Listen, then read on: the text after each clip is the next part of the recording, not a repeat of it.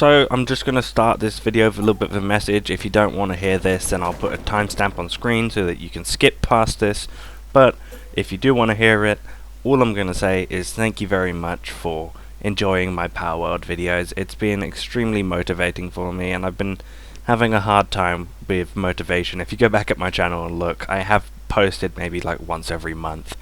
But with the success of the Palworld videos, it's really bringing back some of my passion for YouTube, and I appreciate it since I don't really have a job right now, and this is helping me get closer to getting paid by YouTube. So it's supporting me in the long run. So thank you very much for that. But let's get into the actual video at hand. So the first thing I'm going to cover will be what you need and a breeding base. Now it's quite breeding bases are a bit strange compared to everything else, because you can change it to your personal preference, but I'll get into that in a second. Right now I'm just going to cover what I put in one and what I think you need for one. So I put in one ranch, between 4 to 5 breeding farms, at least 4 to 5 egg hatchers. I can't remember what they're called, but I believe they are called egg hatchers. And then a cooking pot, 2 berry plantations, 1 wheat plantation.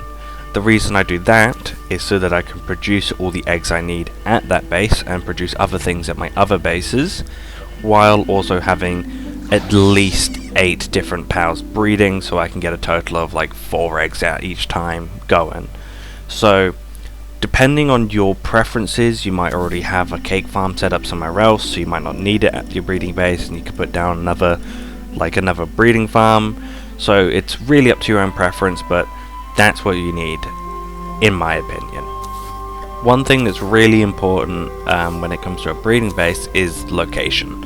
Although you won't be needing much in the way of like wood and stone apart from when you're initially setting it up, you will need a nice open and flat area to be building on, otherwise you'll have a hard time with your breeding farms clipping into the ground. And I actually have a base where one of my breeding farms is like half clipped into the ground, so if the egg isn't a large egg or a huge egg, I can't actually reach it.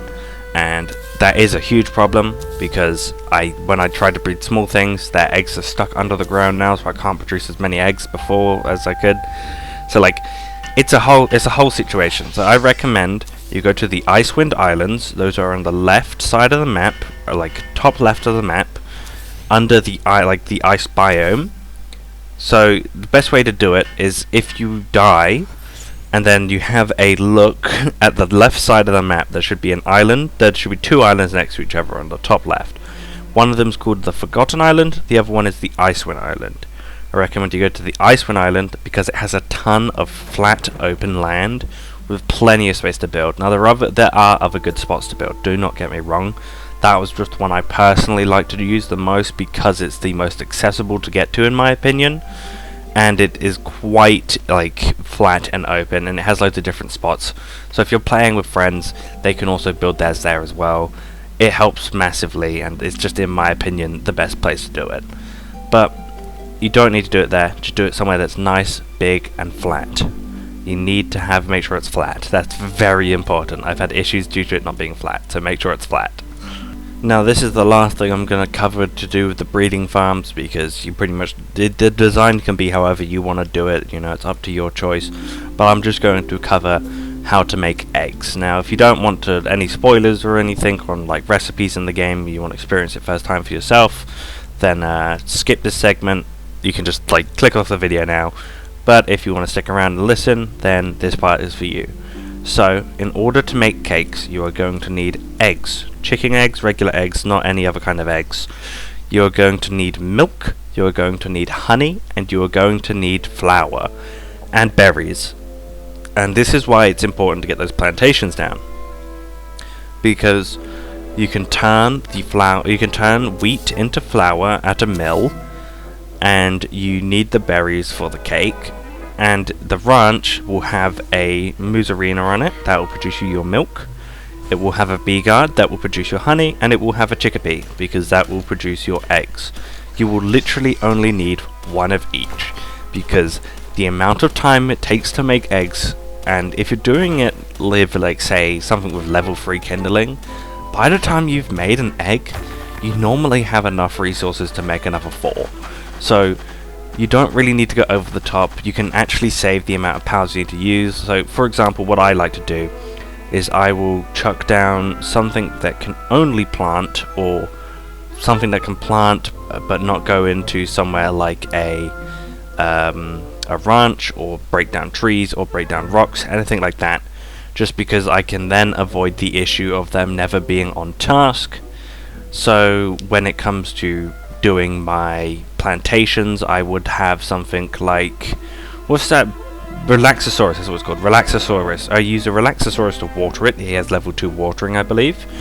And he is a little bit big, and it does cause some pathing issues sometimes, but since most of your pals on the base will be inside of breeding areas, it shouldn't be too much of a problem.